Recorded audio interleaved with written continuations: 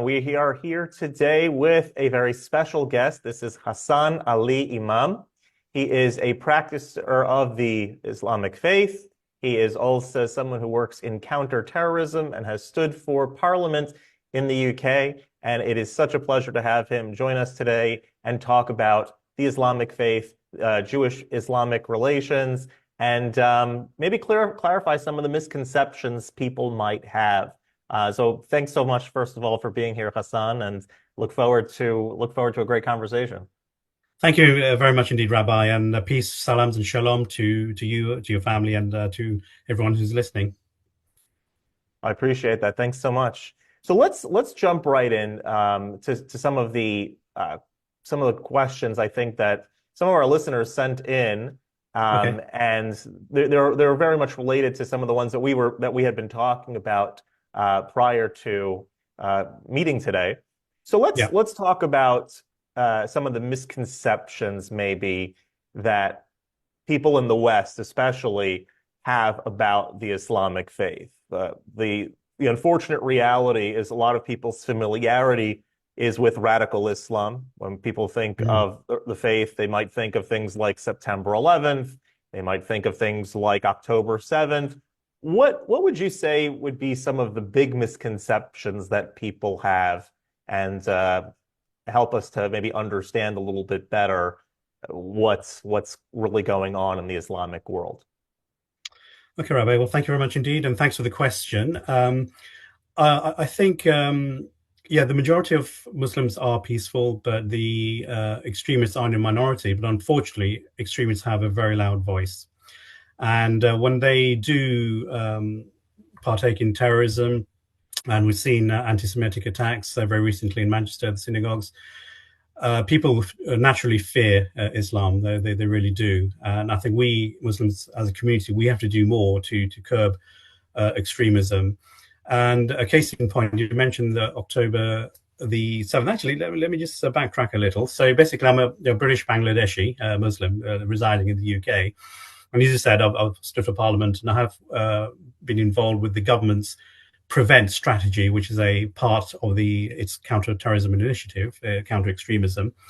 And I've been involved in that. I've had discussions with public servants here in the UK, and my experience of countering extremism from the 1990s when I was at university. And there was an attempt to recruit me by Ahmad Omar Sheikh.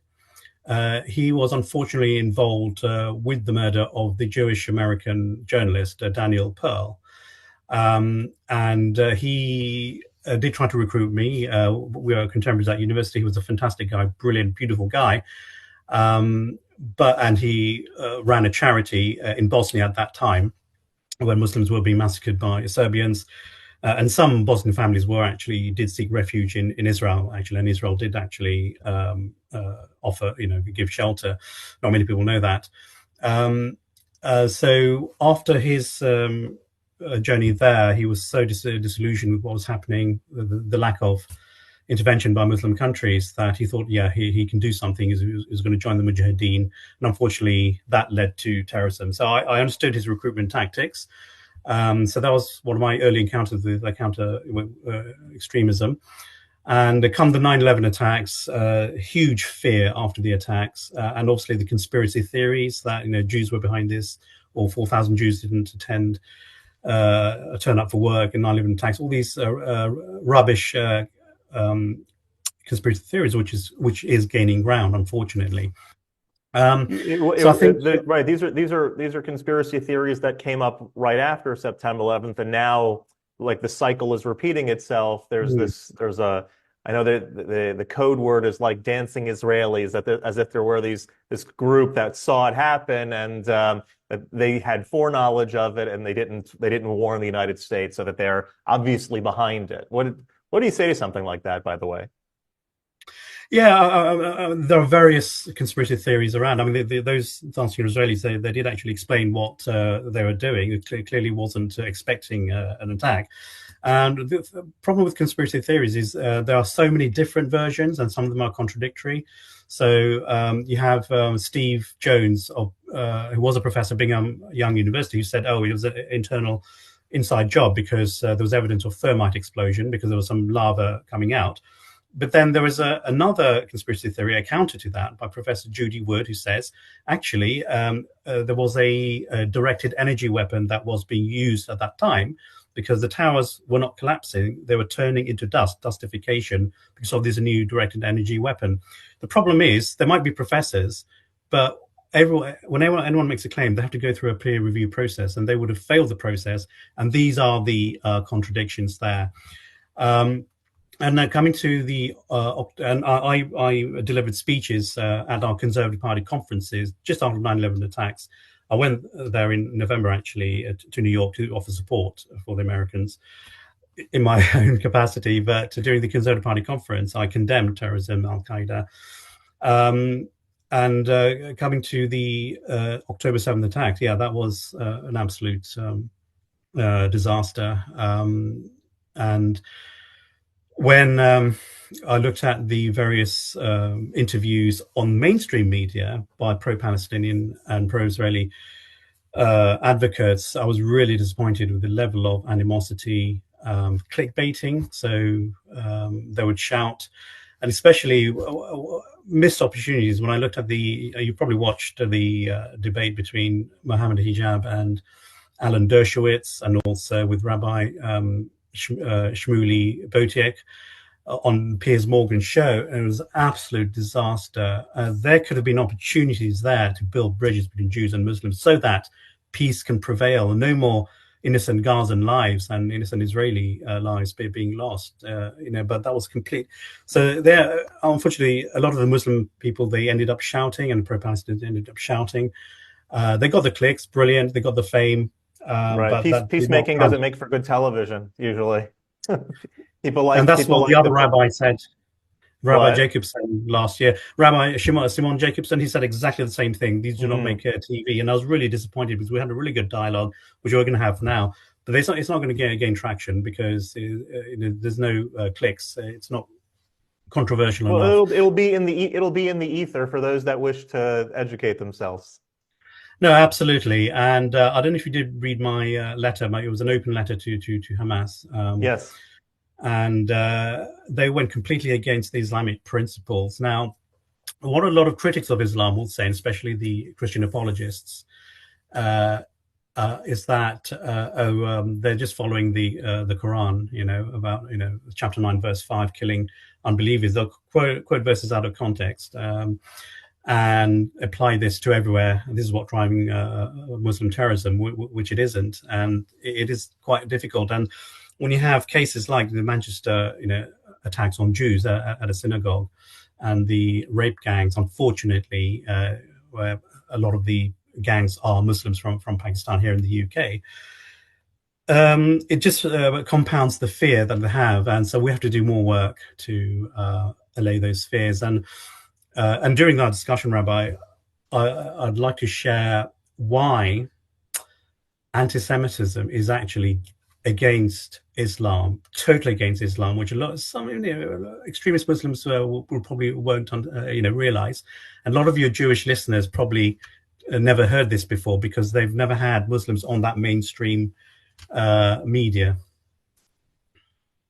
Well, please share with us how, in your view, Jew hatred is counter to Islam, because again, that can be when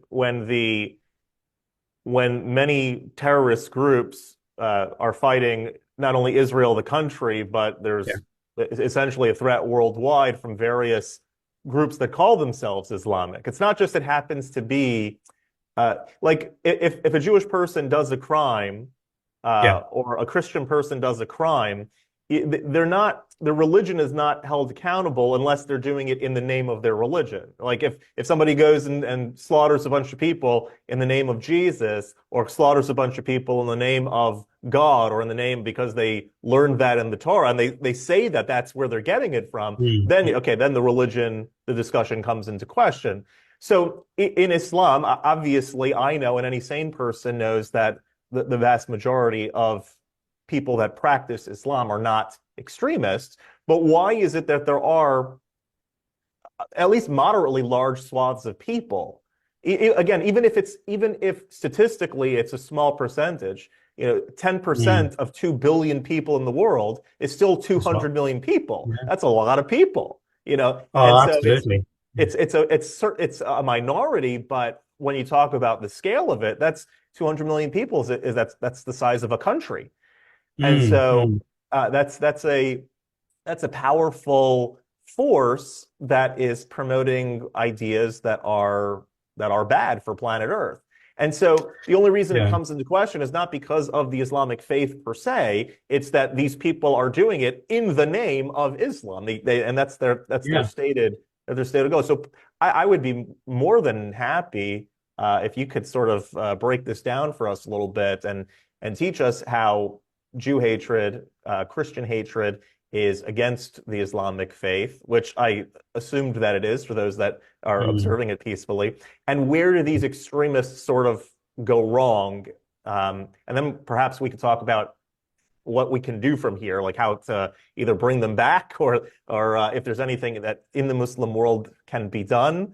I mean, true, yeah, I mean, historically there have been the Crusades. Obviously, there had been animosity there, but during the Crusades, I think what extremists forget is that Jews did sort of seek refuge in Muslim empires. So when Jews and Muslims were kicked out of Spain in 1492, they went to, I think it was the Ottoman Empire at that time, and there was relative peace. I'm not saying it was heaven, Sure. but and Rambam, the obviously the foremost Jewish scholar who came out with, I think it was the 13 Principles of Faith of Judaism Yes.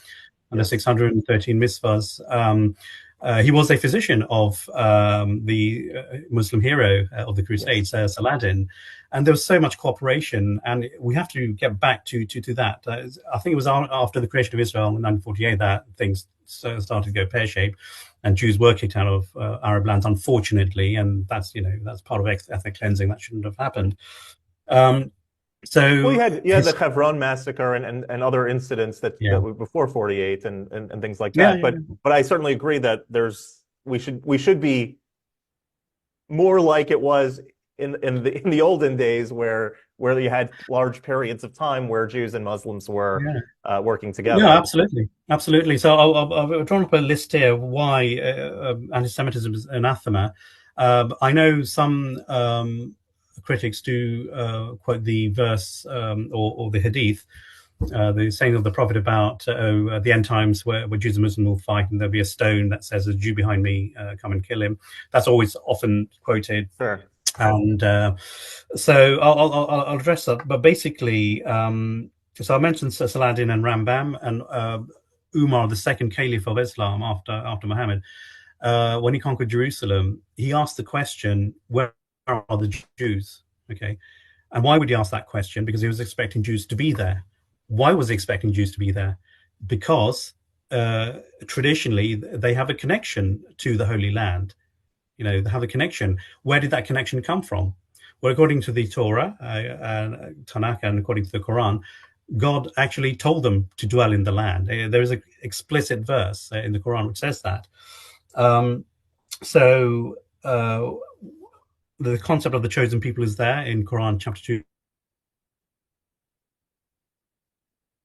2:7, that God had chosen people for the message, and I think the book of Isaiah 49 verse 6, which talks about Jews being the light of the nations, and there was a special disposition in front of God, and that's reflected in the Quran.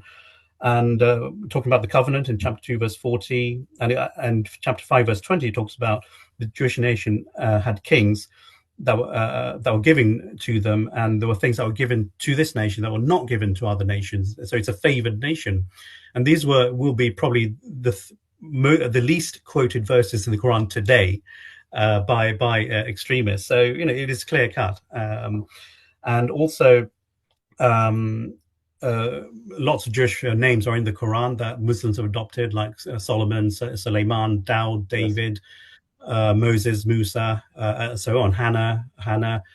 These are Well, Jewish well, names. So what would a more extremist person do with verses like that? These sort of good verses that say that the land of Israel belongs to the Jewish people or was given to the Jewish people.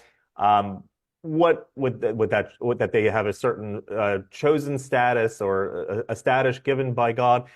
what would an extremist do? I mean, I know any extremist in any ideology likes to just sort of zero in on whatever it is that they want to, and let off anything that doesn't agree with what they want to believe to begin with.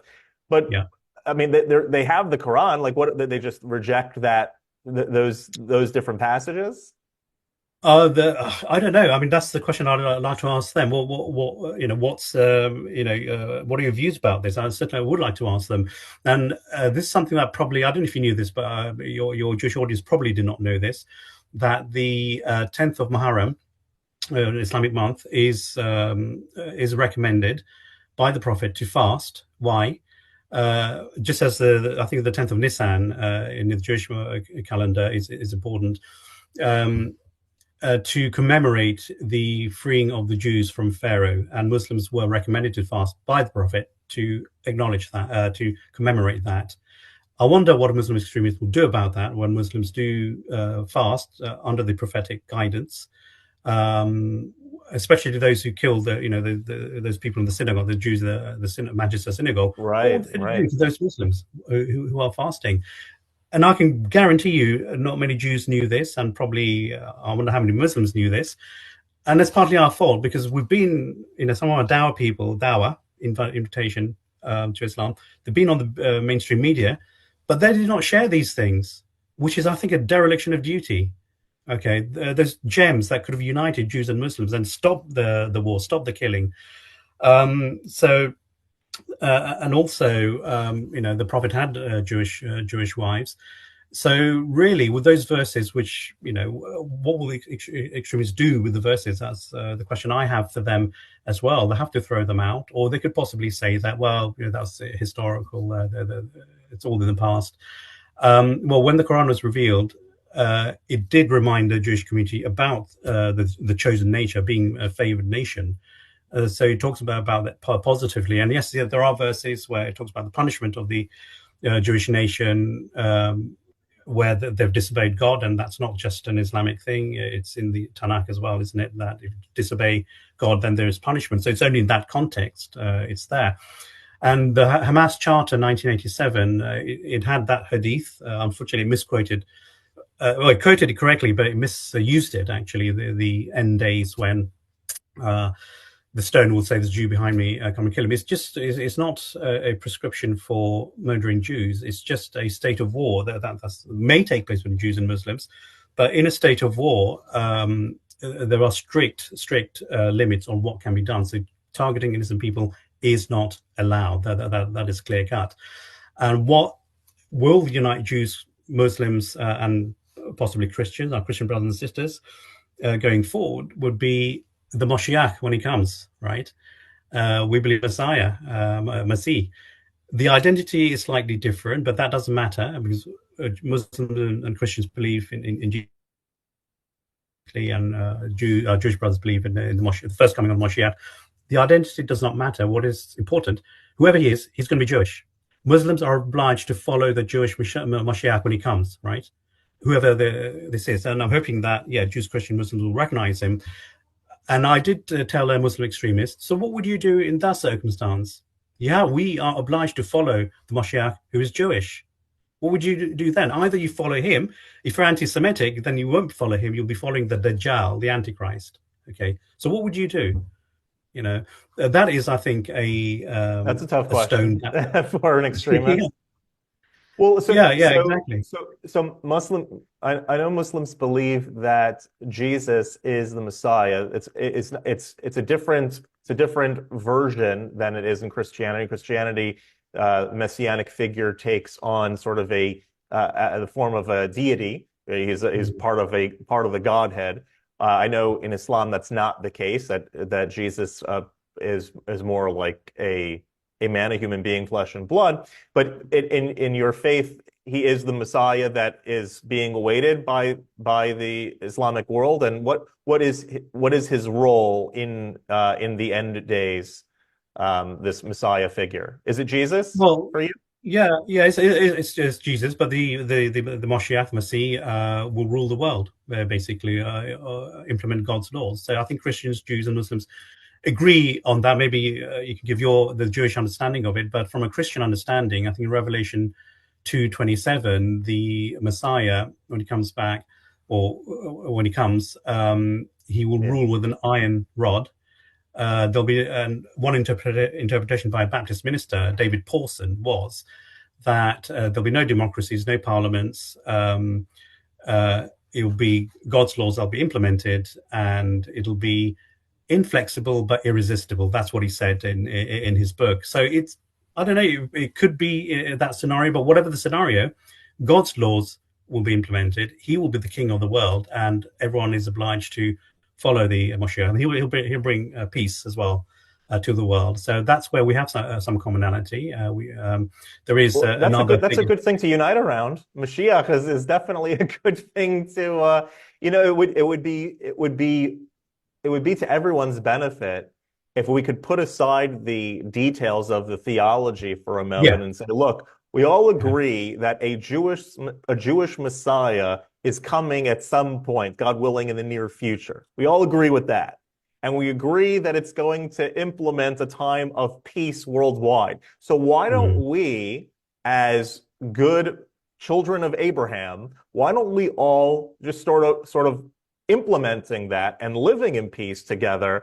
And that way it's an easy transition for when the Messiah does come, but first time, second, however it actually is, that the world is ready for him. And the more we're sort of get this awareness of doing good in the world and implementing the divine in the physical, I think that that is a great bridge, a great place of unity for certainly for all yeah. of the Abrahamic faiths.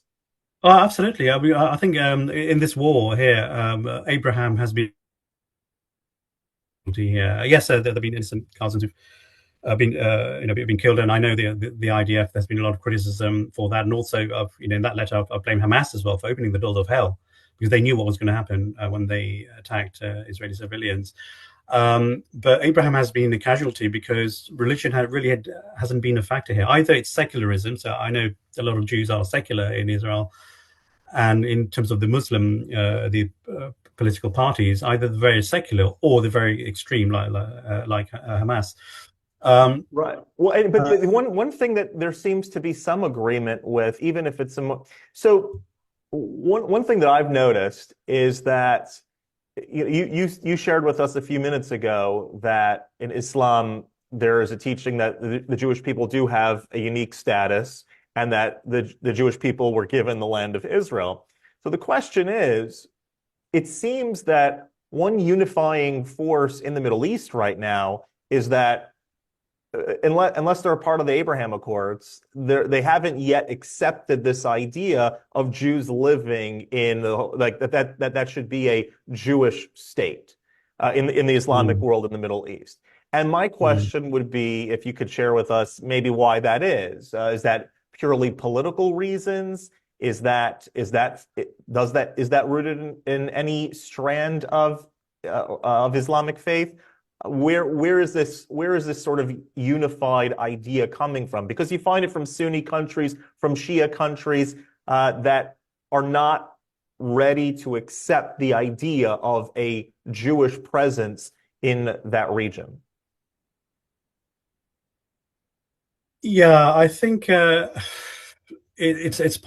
think politics and greed is the main cause. I cannot see a religious justification unless some of the extremists believe, well, actually, they were the chosen people, but they are no longer. We are now. That might be playing a part.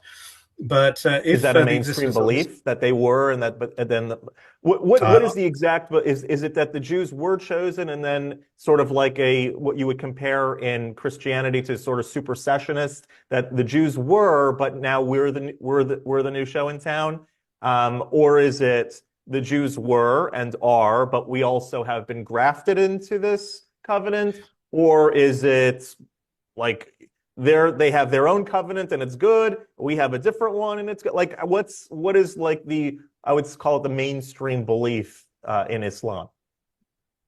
um, that's a good question. The scholarly opinions, I think, will vary.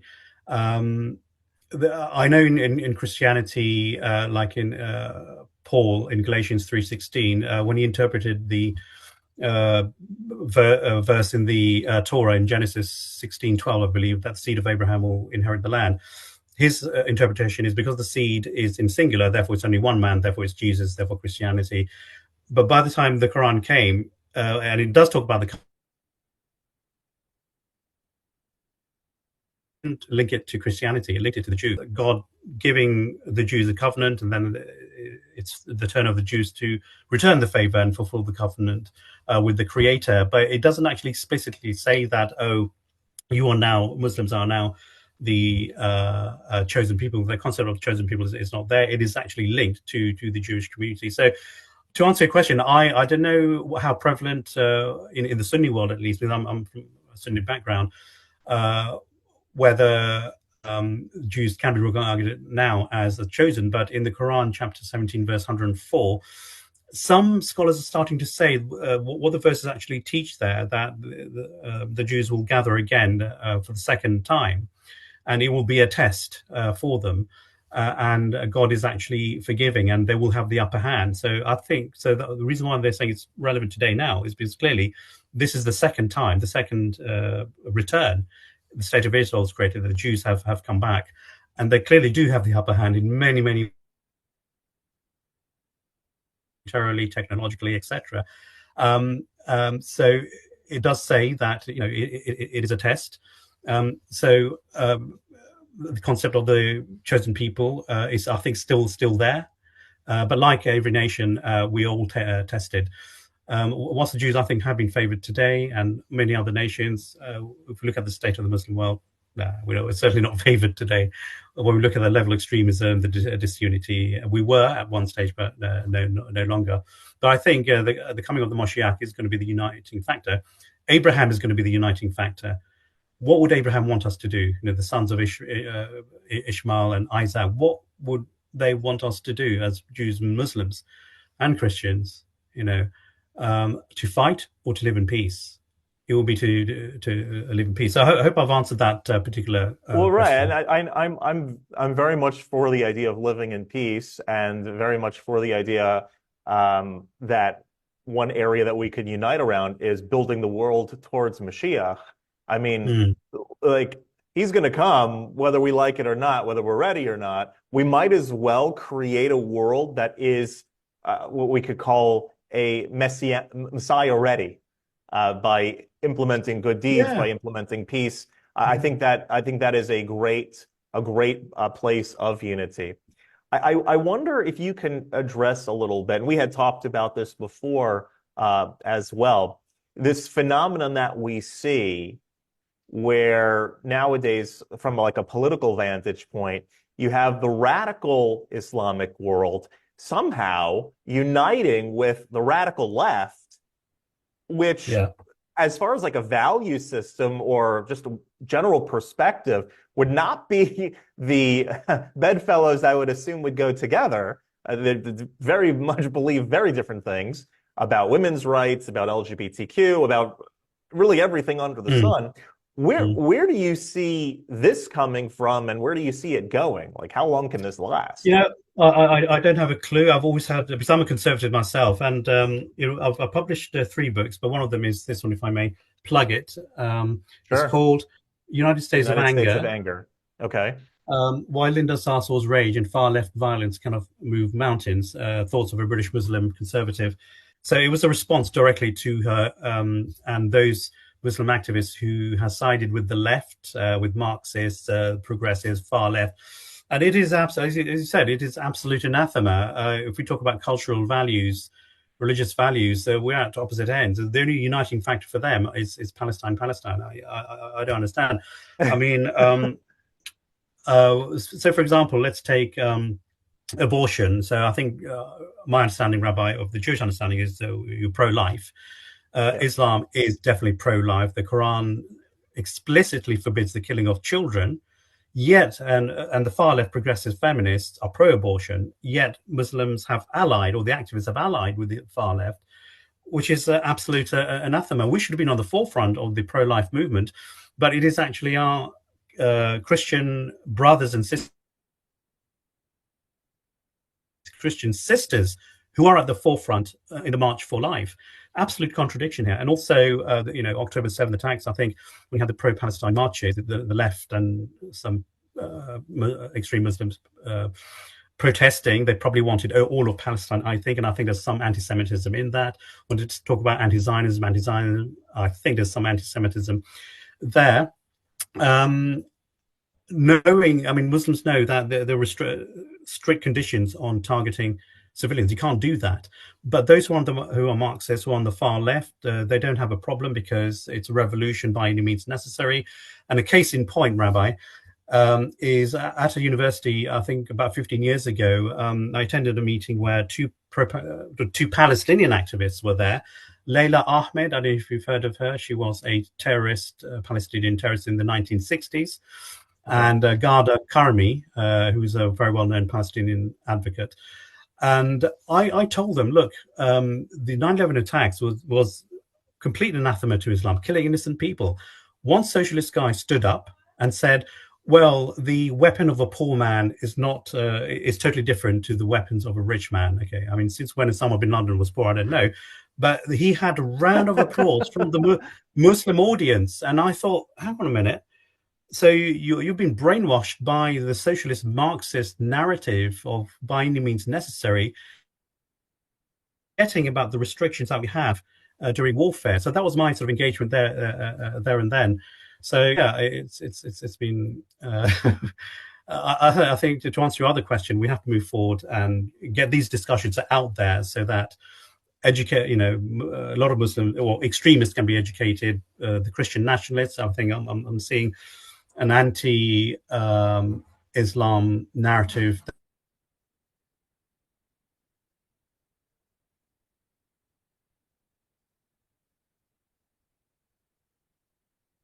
within the conservative media, which is very unfortunate. Commentators such as Candace Owens, Israel as well. So something is happening. I don't know what's happening in the right of politics. Maybe you could shed some light. And the question I was going to ask you, but obviously may not have time, is what your thoughts are of Jews who are anti-Israel, like Rabbi Hanan Beck, I think his name is, of the Neturei Karta, and then you got Norman Finkelstein, Miko Peled, who've been vociferous anti-Zionist Jews. What your thoughts were on that from a religious perspective? Sure. Well, so there's two types, I would say, of anti-Zionism that come from the Jewish world. There's one group where the anti-Zionism is coming from essentially secular Jews who really are not practicing their religious observance. They're right. Jewish by identity. They're Jewish because their parents are Jewish, and they'll always be Jewish by ethnicity and by faith. But aren't necessarily believing in the doctrines of Judaism, don't really observe the commandments of Judaism, and don't live their life in any way, shape, or form, and don't claim to. If you ask like a Norman Finkelstein, for example, do you keep kosher? Do you keep the Sabbath? And so forth. And I'm not saying this as a judgment on him and his observance. I'm just saying like he wouldn't claim to be following an adherent of Jewish law. Like that wouldn't that's not an insult, and that's just he would be the first one to say something like that. So there's that group, which is the vast majority on, I would say, the political left. And most Jews that have put their faith on the back burner and are not actively engaging in it, many of those Jews will live according to sort of leftist worldview, and that is treated by them as almost their religion. In other words, the ethos, the ideology that they live by is essentially politics from the left. And that's why you'll find certain synagogues or houses of worship that are essentially just places that don't teach Judaism. They'll teach more about the latest leftist policies in the country. So that's one segment of anti-Israel from Jews that's coming from a non-religious perspective. Then there's those that, like you mentioned, Neturei Karta as one group, where this is coming, I would say, for lack of a better term, from the opposite end of the spectrum, from like the far right, if you could call it that. And these are people that are very devout in their religious observance. And the idea of having Zionism, which originated as a secular ideology. In fact, the Mm. original Zionist ideology was to sort of create a new worldview as Mm. to what a new definition of Judaism. Mm. And for them, the idea of a secular state being created in the Holy Land is like blasphemous. Right. The idea Right. of a secular, newly defined version of Judaism, what it means to be a Jew, and so forth, that idea as a secular society, many people in the Israeli government are not uh, Torah observant by any stretch of the imagination. They won't Mm. they won't claim to be. Again, it's not a judgment on their Yeah. observance. Like they would be the first to tell you, I'm not necessarily Yeah. an observant practicing Jew. And that's their business, but at the same time, they're not representing Judaism then. And Mm. um, and so a group like Neturei Karta or other groups that are openly anti-Zionist would say something to the line, look, like how can you call it the Jewish state and have it in our biblical land that was given to us by God, run by secular people that don't really care about the Torah? So that would Yeah. be Yeah. where these That, two versions of mm. anti-Zionism come from on the Jewish from the Jewish people. And I mean, then there's like everything else. There's a bunch of different groups and segments that are sort of in the middle of that yeah. have their own Yeah. uh, variations or perspectives of that. But those would be like the two extremes where they come from. So, I mean, I heard two variant understanding about the conditions for the coming of Moshiach. One is, like Rabbi Tovia Singer said, I think he pointed some verse I forgot in the Tanakh, that the Jews will gather first, and then the Moshiach will come. So the state of Israel is there to usher in. And then Neturei Karta says, no, Judaism does not allow the state of Israel until the Moshiach comes. What's your religious understanding of that? Well, the idea of the one of the conditions that one of the things that takes place when Mashiach comes, there's a few big things that we know are going to happen. One is the building of the Holy Temple in its place. One Yeah. is the ingathering of the exiles, and the third, the big one, is world peace. So when those three things happen, you know Mashiach is here. There's no, you can't argue after that. Once those three things are done, it's like, all right, this is it. So there is a long-standing tradition that the ingathering of the exiles as a formality does not happen until after the temple is built. In other words, until the messianic process has begun, that won't count as the ingathering of the exiles.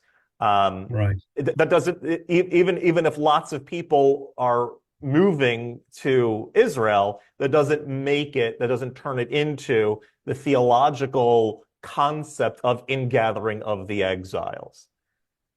Right. Okay. That is a again, that's something that's discussed. There are this wasn't part of the original Zionism, but now there is a large group of people that call themselves religious Zionists. And so Mm. they are, on the one hand, they are religious, they are practicing, they'll observe the Sabbath and they keep kosher and all of the things that are done by Jews for thousands of years, but also Mm. believe in an idea of the returning of the Jews to the land of Israel, even if it's for now under a temporary secular state. It's not officially Mm. run by Judaic law Sure. and tradition, but are sort of like this is a stage in the process. And in their mindset, that the ingathering of the exiles, like the redemption, has already kind of started already. Mm. But and it's based on the Rambam. My worldview would be something more that first we have to see the temple be rebuilt, and then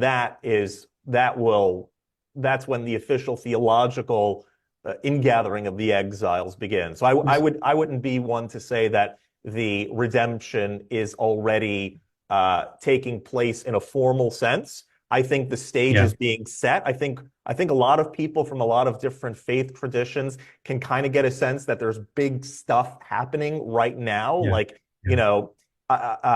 but as far as a formal beginning of the Messianic era, that era has formally started yet, I'm not ready to say that. But I That's know my viewpoint. I know you have to end now, but I know there is a prophecy in Zechariah 8:23 about towards the end times, the Gentiles will come and hold the sleeves of the Jews and say, "Look, I want to follow you."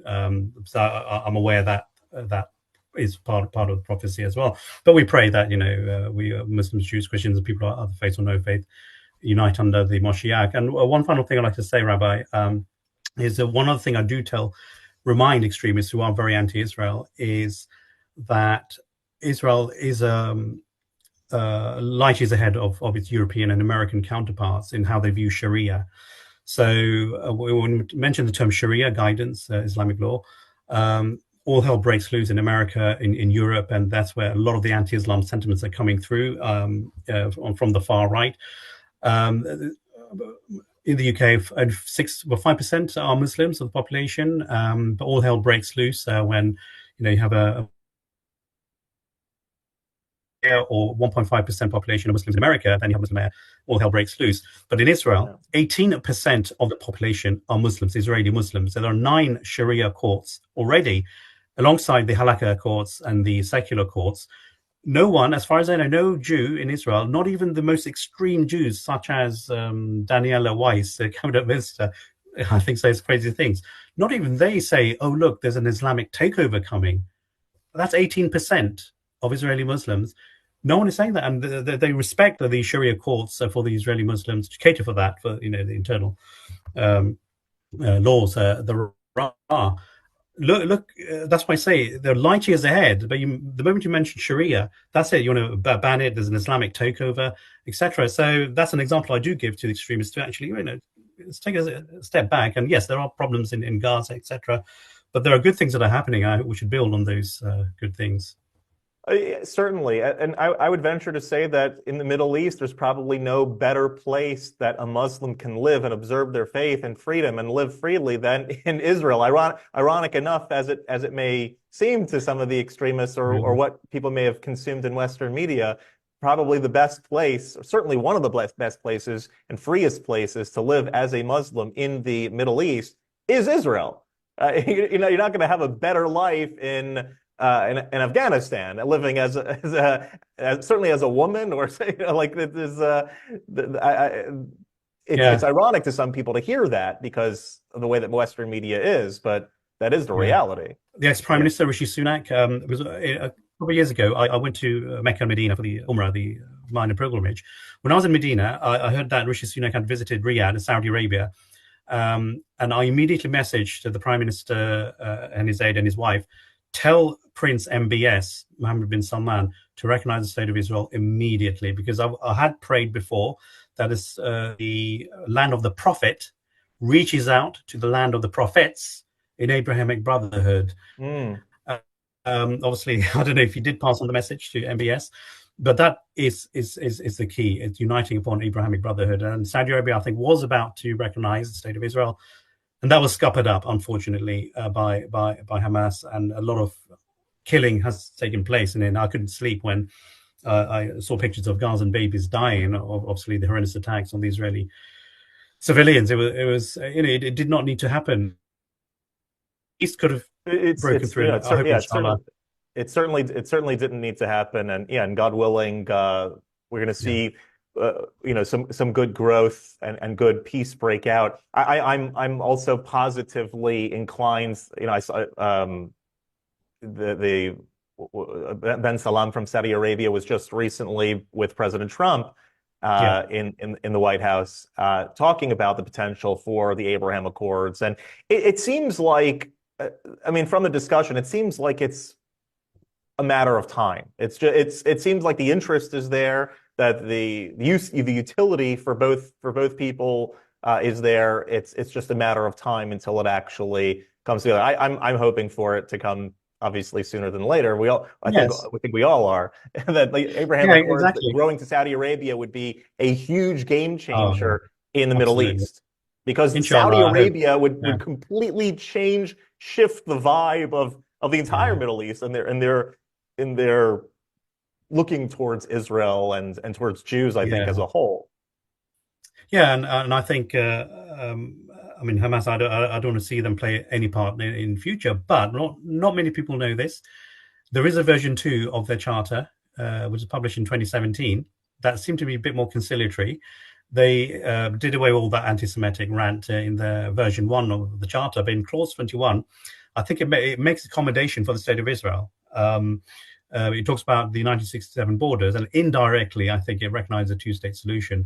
Unfortunately, what happened on October 7th, they enacted version 1 of their charter to drive the Jews out, not version 2. So Hamas could do well to look at their own version 2 of their charter. But yeah, no, I hope that as we end this, maybe you could do a prayer for hope, and I'll do the same if that's okay with you, Rabbi. Absolutely. And yeah, I mean, the concept of a two-state solution is a wonderful theory. Unfortunately, Yeah. there really hasn't been much of a peace partners to discuss with in the Yeah. recent past. But yeah, so I'll pray along the line of what you brought up earlier. You brought up Zechariah 8:23. It's actually one of my favorite verses Oh, right. from the entire Bible. And it's an ideology that I try to live up to, that in those days, meaning in the end times, for lack of a better term, that people from all nations of the world will come to the Jewish people and say, we want to go with you because we recognize that God is with you. And this is something that passively has been done in its own way for really the last 2,000 years, since the inception of Christianity and Islam. Really, what sort of undergirds Christianity and Islam is you guys have this special connection with God. We want to be a part of it as well, and there's things that we can learn from you. And I pray for a day where all of God's children, from every faith around the world, from every ethnicity around the world, every age, everything, that can live in peace together, should strive for peace together, and the beginnings of that should be implemented right now in the present within our own circle of influence. No, thank you very much indeed, Rabbi. And that's an amazing, a prayer for unity. And I also hope and pray that we follow what Abraham, Isaac, and Ishmael would want us to do as descendants, Arabs, Jews, or spiritual descendants, Christians, Muslims, and Jews, to live in peace and harmony. That's what the prophets would expect, and that's how we should live as we usher in the coming of the Masih. And my favorite verse in the Quran, if I may end with that, I quoted it in the Conservative Party conference in 2001, partly to challenge the extremists, okay, because this verse actually, I was directing it to them. It's chapter 49, verse 13. It says, "O mankind, we created you from a single pair of a male and a female, that you may know each other and not despise each other. Verily, the most honored amongst you in the sight of God, he who is most fearing, and yeah, the most God-fearing." So I hope that we can get that unity, that unifying messages that Judaism, Islam does have, and God willing, inshallah, we hope we can work. I think it has to work from the ground up. The politicians have failed, and I think we need more of these bridge building within between communities, and let us lead the leaders, let us influence the influencers, inshallah. Amen, amen.